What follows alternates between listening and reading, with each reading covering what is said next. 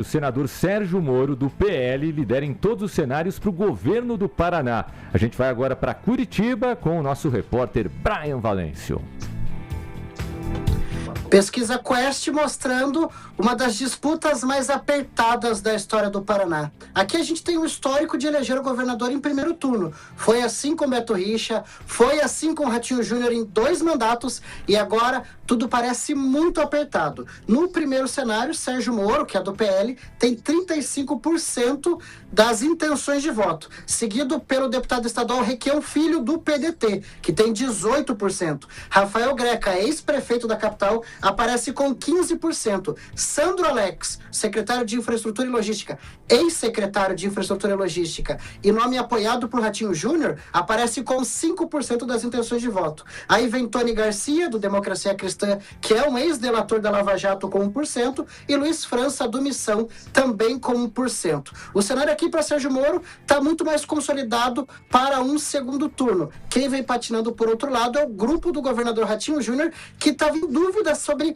quem seria o candidato governista. A batalha era entre Guto Silva, ex-secretário das cidades, e o presidente da Assembleia, mas como eles não emplacaram, não cresceram nas pesquisas, na última semana Ratinho mudou de ideia e colocou o homem das obras, segundo ele, para disputar essa eleição. Então essa é a primeira sondagem em que Sandro Alex aparece como pré-candidato ao governo. O detalhe é que 70% dos eleitores paranaenses dizem que Ratinho Júnior tem que fazer um sucessor, mas na hora de votar, eles não entendem que Sandro Alex é o nome de Ratinho Júnior e ainda consideram que Moro vai ser apoiado por Ratinho. Um cenário muito difícil, mas nesse momento, apesar de ter mais de 80% da aprovação entre os eleitores, Ratinho Júnior não levaria o seu candidato ao segundo turno. Teria então ser apoiado por Flávio Bolsonaro e Requião Filho, que é apoiado pelo Lula. Uma disputa polarizada aí entre esses 2 candidatos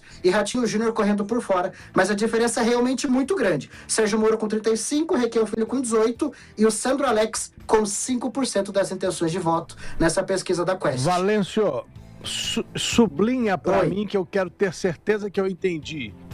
Sublinha aí. O povo quer continuidade de Ratinho Júnior, mas o mesmo povo não está levando o candidato Ratinho Júnior nem para o segundo turno, segundo essa pesquisa. Eu entendi bem? É exatamente isso, Alvarez. Ratinho ele tem uma grande aprovação popular aqui no nosso estado. Mais de 80% dos eleitores queriam que ele continuasse como governador. Não tem como. Aí Ratinho apresentou ali 3 pré-candidatos. Rafael Greca, o Guto Silva e o Alexandre Cury, mas ele queria que fosse alguém mais próximo a ele, e ele não emplacou esse nome, e aí há cerca de 2 semanas ele anunciou o Sandro Alex como pré-candidato ao governo, só que a pesquisa mostra que o Sandro Alex está com 5%, Moro está basicamente consolidado no segundo turno, e o candidato apoiado por Lula é o segundo colocado. Os candidatos de Ratinho não estão deslanchando, e esse, inclusive, dizem nos bastidores que é um dos motivos para ele ter desistido de disputar a presidência, porque se ele não consegue cuidar da própria casa, do próprio terreno, como é que ele alçar voos maiores? Hoje, a chance é muito grande do candidato governista sequer ir para o segundo turno. Mas tá cedo ainda, né, Tomás? Não. Mayara? Tem 6 meses pela frente, né? Mas eu acho que tem algumas explicações, Mayara, Alvarez, Brian. O próprio Brian colocou que o Greca, em algum momento, poderia ser o candidato do Ratinho Júnior. Aí ele muda de ideia, né? Escolhe o Sandro Alex. Só aí você já tem 20%, 15% do Greca e 5% do Sandro Alex. E tem mais um detalhezinho. Talvez o Sérgio Moro não seja, na mentalidade, né, na impressão do eleitor de Curitiba, uma figura tão antagônica em relação ao Ratinho Júnior. Até pelo contrário, lá atrás, em algum momento, tanto o Ratinho Júnior quanto o pai dele, o Ratinho, né, apoiaram demais o Sérgio Moro. Então não é uma situação que um grande rival, né, um candidato da esquerda ou da extrema esquerda está ganhando, por enquanto, a pesquisa lá em Curitiba. Eu acho que é uma grande confusão aí na cabeça do eleitor de Curitiba. Agora, de qualquer maneira, o Sérgio Moro talvez não emplaque no primeiro turno, e o Valêncio lembrou que normalmente isso acontece nas eleições lá no Paraná, mas tem uma boa vantagem, por enquanto, para o segundo colocado, e há um equilíbrio, né? Eu fiz a conta rápida aqui, contando todos os candidatos, fica 40% O resto contra 35 do Sérgio Moro. Resta saber como é que vai ser aí a corrida eleitoral. Como o Alvarez falou, tem muito tempo ainda para isso acontecer, mas numa dessa, ou o Sérgio Moro perde força e teremos um segundo turno um pouquinho mais equilibrado, ou ele deslancha de vez e emplaca no primeiro turno. E isso reforça o que falou o Valdemar Costa Neto, se não me engano, quase 2 meses ele deu uma entrevista falando que ele mudou de ideia, decidiu lançar ali o Sérgio Moro pelo PL porque ele precisa dos votos, segundo ele falou na época, acho que foi o Metrópolis, que ele precisava dos votos do ex-juiz, né? Do juiz, enfim, do ex-juiz, na verdade, né? Então, tá aí, né? Se confirmando realmente a força de Sérgio Moro. O palanque dele também, né? Na eleição nacional vai ser importante esse palanque do Sérgio Moro pro Flávio Bolsonaro. Foi o que disse à época o Valdemar Costa Neto, que ele queria Sérgio Moro para puxar voto ali justamente para Flávio Bolsonaro. Então, realmente, o cenário aí se confirmando. Muito bem. Isso, né? Valência, seu microfone desligado. A discussão de vocês. Agora sim. Pode falar.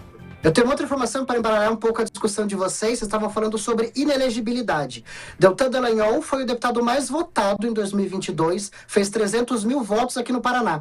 Ele foi cassado, na verdade não cassado, ele teve registro de candidatura cassado num processo que, em tese, ocorreu antes dele tomar posse. E hoje ele aparece como o segundo mais votado como senador, né, nessa pesquisa. Deltan Dallagnol do Novo, com 13%. Em primeiro, o ex-senador Álvaro Dias, do MDB, e a Gleisi Hoffmann aparece só em quinta colocada. Então, o Deltan Dallagnol também tem essa discussão sobre a inelegibilidade. Ele teve registro de candidatura cassado antes de 2022. E aí a discussão é: Deltan Dallagnol pode ou não disputar o Senado? A oposição a ele, né, a Gleisi Hoffmann, o PT, dizem que não. Ele diz que vai sim disputar e que está elegível, mas o TSE não responde, porque diz que um registro de candidatura só é efetivado depois, efetivamente, da janela ali de convenção partidária. Então, Deltan Dallagnol ainda é pré-candidato e ele tem grandes chances de ser eleito senador, mas ninguém sabe ainda se ele está ou não elegível ou inelegível.